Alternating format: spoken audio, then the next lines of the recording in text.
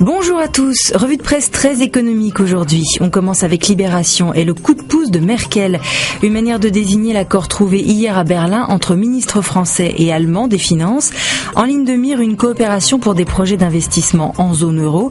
Pour Libération, c'est le signe que l'Allemagne, dont l'économie marque un ralentissement, est prête à desserrer l'étau de l'austérité. Pour les Échos, c'est aussi le signe que face à un risque de rechute économique, le couple franco-allemand se serre les coudes, au moins en apparence. Reste à savoir quels investissements les Allemands sont prêts à faire. Justement, pour 20 minutes, Sapin et Macron ont obtenu le soutien de Berlin, mais pas son argent. Si coup de pouce il y a, il viendra essentiellement du privé. Exit donc un programme allemand de dépenses publiques qui profiterait par ricochet aux autres pays européens, écrit le gratuit. En parlant de pays européens, allons tâter le gazon irlandais où, d'après Libération, l'herbe est plus verte. Au bord de la faillite, il y a 4 ans, le pays relève peu à peu la tête. Croissance en hausse, déficit qui continue à baisser, tout comme le chômage. Après des mesures drastiques d'austérité, le budget prévoit même pour la première fois des baisses d'impôts et une augmentation des dépenses. Ça laisse rêveur, mais la lecture du Monde nous ramène à la réalité.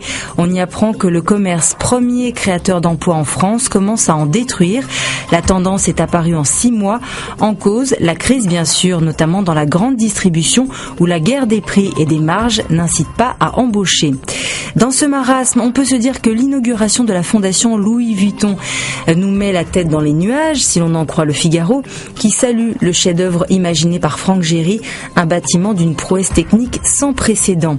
Ce nuage de verre d'une complexité exceptionnelle met en lumière le savoir-faire français en termes de BTP, mais pour le monde, c'est l'arbre qui cache une forêt plus sombre. Face à la concurrence chinoise, coréenne ou turque, les géants hexagonaux du BTP perdent du terrain sur les nouveaux marchés.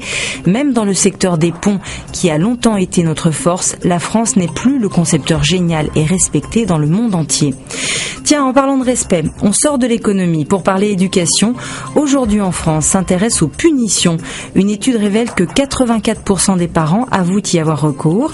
On y apprend aussi que l'époque de l'enfant roi, eh bien c'est fini. D'après un pédopsychiatre, les parents sont aujourd'hui dans le bon dosage. Et puis au passage, il semble que le file dans ta chambre reste une punition efficace et appropriée, même avec les ados. Pour terminer, on va s'offrir une petite séquence nostalgie, du moins pour les plus de 30 ans. 30 ans, c'est l'âge du top 50. Souvenez-vous, 4 novembre 1984, Marc Toesca débarquait avec son « Salut les petits clous ». 20 minutes nous offre un quiz. En 92, Jordi est propulsé en tête du top 50 avec Dur dur d'être un bébé. Quel âge avait-il ? 3, 4 ou 7 ans ? Vous avez une journée pour trouver les réponses. À demain.